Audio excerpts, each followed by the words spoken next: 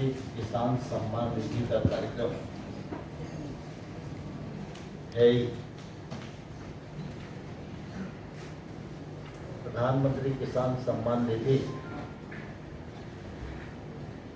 जब से प्रारंभ हुई है तब से लगातार इस क्षेत्र में किसानों को लाभ प्राप्त हो रहा है और आदान की दृष्टि से किसानों की निर्भरता साहूकारों पर भी होती थी, उससे भी किसानों को मुक्ति मिली है। इस योजना के अंतर्गत साल में 3 बार 2-2 हज़ार की किस्त के अनुसार 6,000 रुपया किसान के खाते में 1 वर्ष में जमा किया जाता है। मैं समझता हूँ कि डीबीटी का यह सबसे बड़ा कार्यक्रम और इसको देश में भी प्रशंसा मिली है और दुनिया में भी प्रशंसा मिली है। अभी तक 11 किस्तें किसानों के खाते में गई हैं। 2 लाख करोड़ से अधिक पैसा उनके खाते में जमा किया गया है। दिनांक 17 और 18 अक्टूबर को कृषि मंत्रालय 2 दिवसीय कार्यक्रम आयोजित कर रहा है।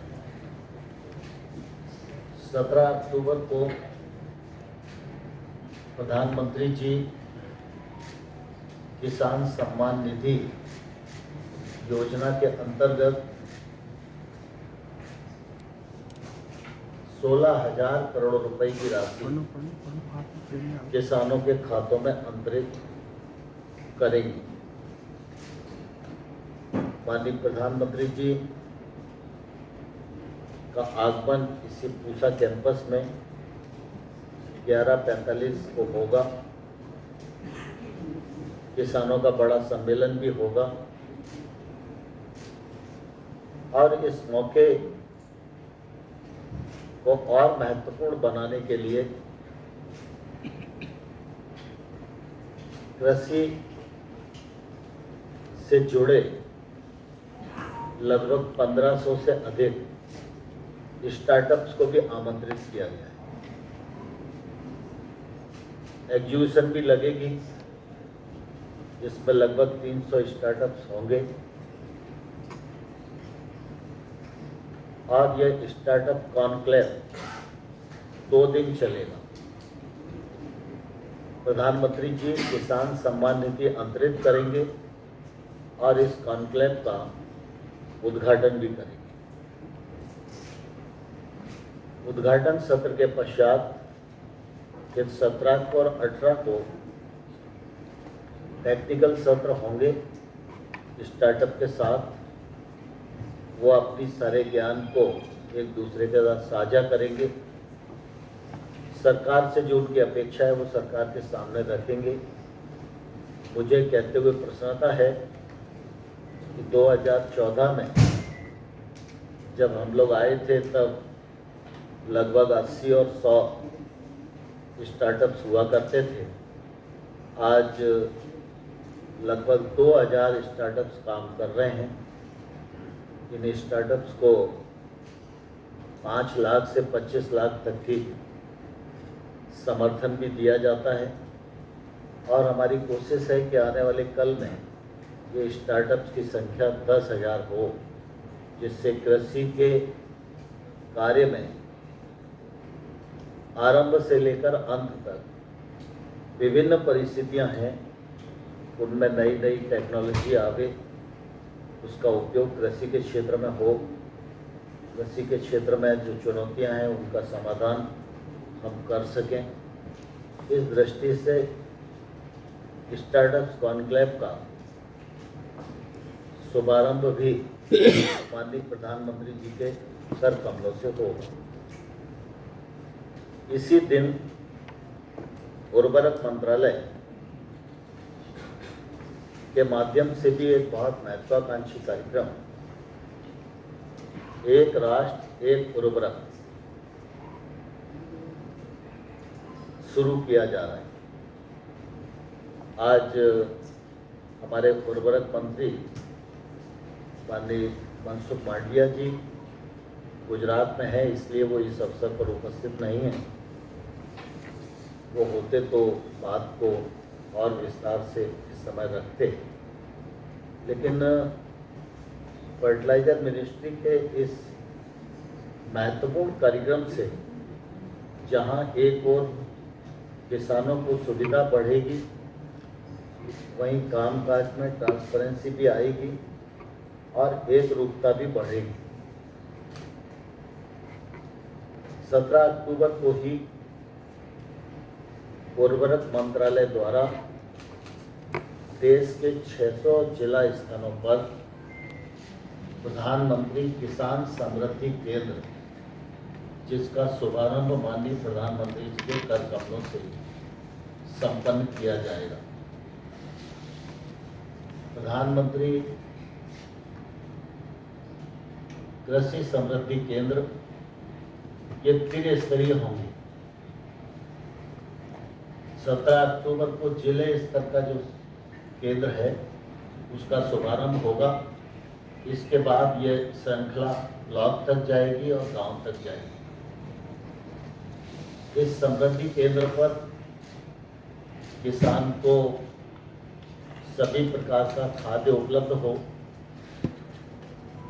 बीज की उपलब्धता हो, पेस्टिसाइड की उपलब्धता हो। यहाँ पर वो किसान चाहे तो अपना सॉइल टेस्ट भी करा सके। इस समृद्धि केंद्र से कृषि विज्ञान केंद्र के हमारे वैज्ञानिक भी जुड़े रहेंगे। अगर कोई सूचना का आदान प्रदान करना है, मार्गदर्शन लेना है, तो साइंटिस्टों की भी सहायता ली जा सकेगी। खेती से संबंधित जिन जिन उपकरणों की आवश्यकता होती है, वे उपकरण भी इस केंद्र पर उपलब्ध रहें, टेक्नोलॉजी उपलब्ध रहे। ड्रोन जैसी उपकरणों का लोग उपयोग करना चाहते हैं तो उसकी उपलब्धता और रास्ता भी किसान समृद्धि केंद्र से मिले, यह सुनिश्चित करने का काम इसके माध्यम से किया जा रहा है। इसके माध्यम से हमारी यह भी कोशिश है कि जब एक राष्ट्र एक उर्वरक है तो फिर स्वाभाविक रूप से हर फर्टिलाइजर पर कहीं ना कहीं भारत लिखा हुआ रहना चाहिए। अब इसके बाद Bharat urea, Bharat DAP, Bharat NKP, ऐसा सभी बैगों पर होगा। इस बैग का लॉन्च भी माननीय प्रधानमंत्री जी के कर कमलों से किया जाएगा। इस सब के पीछे उद्देश्य यही है कि किसानों को आदान की सुविधा ज़्यादा से ज़्यादा आसान कैसे हो। साथ ही आप सबके ध्यान में यह भी है कि फर्टिलाइजर की दृष्टि से हम लोग इंपोर्ट पर भी निर्भर करते हैं और इसलिए कई बार उतार चढ़ाव बना रहता है। किसान को फर्टिलाइजर की छोटी छोटी भी जानकारी रहे, उपलब्धता के बारे में भी, कीमत के बारे में भी, और किसी प्रकार का उतार चढ़ाव है तो उससे भी किसान अवगत हो। इसके लिए उर्वरक मंत्रालय एक ई पत्रिका भी उस दिन लॉन्च करने जा रहे हैं, जिस पत्रिका में फर्टिलाइजर से संबंधित सभी प्रकार की जानकारी ऑनलाइन उपलब्ध रहेगी और इसका फ़ायदा निश्चित रूप से किसानों को मिलेगा। वो जानकारी से जागरूक हो सकेंगे। कई बार जानकारी के अभाव में कुछ लोगों के भ्रामक प्रचार के कारण किसानों को परेशानी भी उठाना पड़ती है। आज हम देखते हैं कि अनेक प्रकार की प्रतिकूलताओं के बावजूद भी भारत सरकार ने उर्वरक की दृष्टि से पर्याप्त मात्रा में उर्वरक की उपलब्धता सुनिश्चित की है, लेकिन कई बार वितरण में दिक्कत होने के कारण और कुछ लोग योजनाबद्ध तरीके से भ्रम फैलाने का काम कर रहे हैं, उसके परिणाम स्वरूप किसानों को परेशानी उठाना पड़ती है। इस किसान इस परेशानी से बच सकें, इसलिए यह पत्रिका उनमें जागरूकता बढ़ाने के भी काम आएगी और किसानों के ध्यान में यह भी रहेगा कि सामान्य तौर पर एक प्रवृत्ति है कि अगर पानी ज़्यादा मिल रहा है तो खेत में ज़्यादा पानी लगे, जबकि सामान्य तौर पर क्या है कि पानी की भी एक निश्चित मात्रा है, उससे ज़्यादा फसल में पानी देना ये फसल के लिए नुकसानदेह भी होता है। ठीक इसी प्रकार से यह भी मानसिकता रहती है कि भाई उत्पादन ज़्यादा होगा अगर फर्टिलाइज़र ज़्यादा डालोगे। तो ये सब चीज़ें हैं, इन पर भी नियंत्रण किया जा सके, इसके लिए भी लगातार सरकारों की तरफ से आग्रह बना ही रहता है। लेकिन किसान को जब सही जानकारी रहेगी, जैसे उदाहरण के लिए आज यूरिया का एक बैग 2200 रुपये का आता है, लेकिन किसान को वो 265 रुपये में मिलता है। किसान को लग रहा है कि वो 265 का ही है, लेकिन किसान को जब ये लगेगा कि भाई सरकार की सब्सिडी है इसलिए ये 265 का है, लेकिन अगर सरकार की सब्सिडी नहीं होती तो ये 2200 में ही मिलता। तो अगर मैं इसका उपयोग कर रहा हूँ तो भी मुझे समझदारी से करना चाहिए और मेरे हाथों कोई दुरुपयोग ना हो और अधिक फर्टिलाइज़र का उपयोग करके मैं मिट्टी की उर्वरा शक्ति को कम न करूं। इस दृष्टि से भी उसकी जागरूकता जरूरी है। इस प्रकार की जानकारी इस पत्रिका के माध्यम से किसानों को रहेगी। कुल मिला के उस दिन 3 कार्यक्रम रहेंगे। एक प्रधानमंत्री किसान सम्मान निधि के 16,000 करोड़ रुपए का किसानों के खाते में अंतरण, 1500 एग्री स्टार्टअप्स इस कार्यक्रम में उपस्थित रहेंगे, 300 एग्जीबिशन में रहेंगे। एग्री स्टार्टअप कॉन्फ्रेंस का उद्घाटन और उसके बाद उनके टेक्निकल सेशन, और तीसरा हमारे उर्वरक मंत्रालय के 3 कार्यक्रम, प्रधानमंत्री कृषि समृद्धि केंद्र का शुभारंभ, एक उर्वरक एक देश इस योजना का शुभारंभ, और साथ ही ई पत्रिका का शुभारंभ। ऐसे करके 17 अक्टूबर के ये कार्यक्रम हैं। हम सब के लिए प्रसन्नता का विषय है कि माननीय प्रधानमंत्री जी ने इस कार्यक्रम में उपस्थित रहने की स्वीकृति हम दोनों मिनिस्ट्री को प्रदान की। हम उनके प्रति आभार प्रकट करते हैं, क्योंकि बीच में कोविड के कारण कृषि मंत्रालय का कोई बड़ा कार्यक्रम प्रत्यक्ष रूप से नहीं हो पाया था। हमेशा ऑनलाइन करके ही इस प्रकार के कार्यक्रम की आयोजना होती थी। काफ़ी दिन बाद यह कार्यक्रम यहाँ संपन्न हो रहा है, और इस कार्यक्रम में यहाँ तो किसान और स्टार्टअप्स रहेंगे, लेकिन साथ ही साथ 700 से अधिक कृषि विज्ञान केंद्र, 75 से 75 एग्रीकल्चर यूनिवर्सिटियाँ और हमारे CSC कोऑपरेटिव के पैक्स, इन सब क्षेत्रों में भी यह कार्यक्रम लाया जाएगा।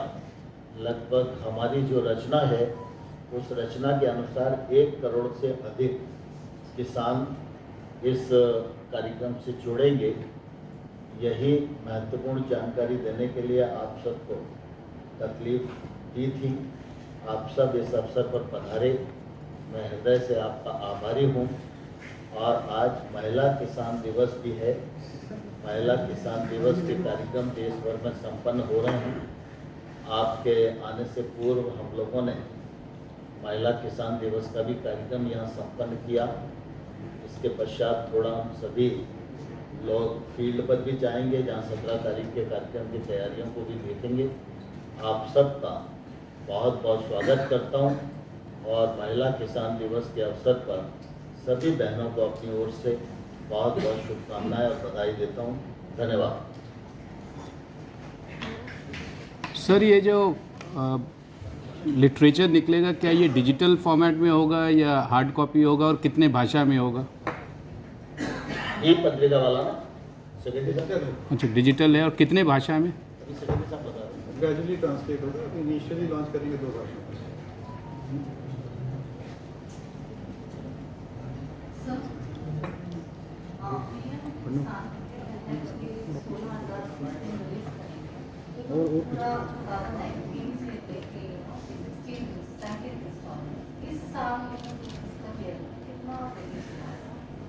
अप्रैल से लेके इस साल अभी एक अप्रैल हाँ, मतलब इससे पहले की जो किस्त थी वो 20,000 करोड़ की थी और अभी है 16,000 करोड़ की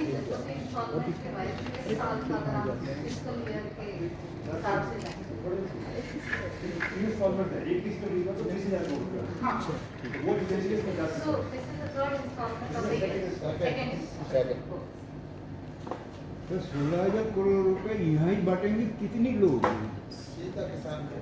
एक किसान के अकाउंट में जाएगा, बटन दबा के पूरा डिजिटल ही है। नहीं, वो तो जाएगा अकाउंट में। कितने किसान? कितने किसान? मतलब लगभग 8 करोड़ से अधिक किसानों को 8 जाएगा। करोड़। और यहाँ पे कितने किसान आएंगे सर इस पूसा सेंटर में, प्रधानमंत्री जी के प्रोग्राम में? यहाँ पे हजारों किसान आएंगे। मुझे लगता है जितना स्थान है उतनी व्यवस्था की गई है और लगभग 15,000 किसान के आसपास यहाँ उपस्थित हैं। तो ये 6,000 पर एनम जो आप पैसा दे रहे हैं किसान को, इसको बढ़ाने का और भी योजना है? अभी इसको हम ठीक से दे रहे हैं हाँ, और किसान इसमें खुश है। खुश है।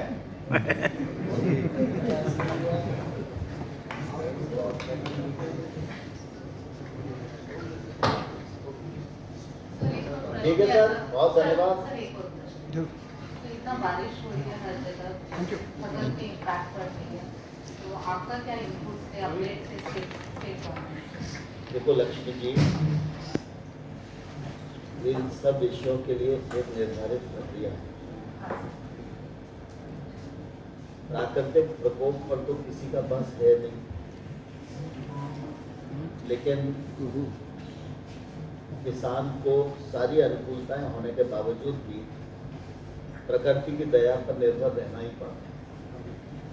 लेकिन जब जब ऐसी परिस्थिति आती है तो इसके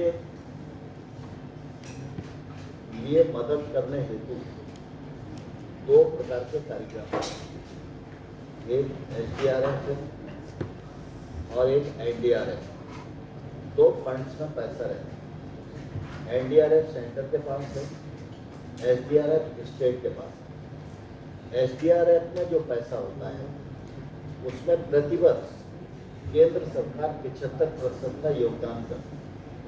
जैसे मान लो किसी राज्य को SDRF का कोटा 1,000 करोड़ का, तो 750 करोड़ रुपया प्रतिवर्ष केंद्र सरकार उसमें जमा कराती है। कैलेमिटी आए तो भी, नहीं आए तो भी, ये तो हिस्सा उसका देना ही है। एक मिनट वही मैं बोल रहा हूँ। तो अगर तात्कालिक रूप से जरूरत पड़ती है तो राज्य को नॉर्म्स के हिसाब से अधिकार है कि वो SDRF का उपयोग करके राहत राशि का वितरण कर सकते। और अगर SDRF से ऊपर का नुकसान है तो राज्य सरकारें अपने यहाँ फसल की क्षति का सर्वे करके केंद्र सरकार को मेमोरेंडम भेजती है। केंद्र सरकार उस पर से एक टीम बनाती है वो टीम जाके सर्वे करके आती है और उसके बाद गृह मंत्रालय के अंतर्गत एक कमेटी है जिनकी चेयरमैनशिप में NDRF की, उसमें उस कमेटी के रिकमेंडेशन के अनुसार फैसला होता है किस राज्य को नुकसान का कितना भरपाई किया जाए।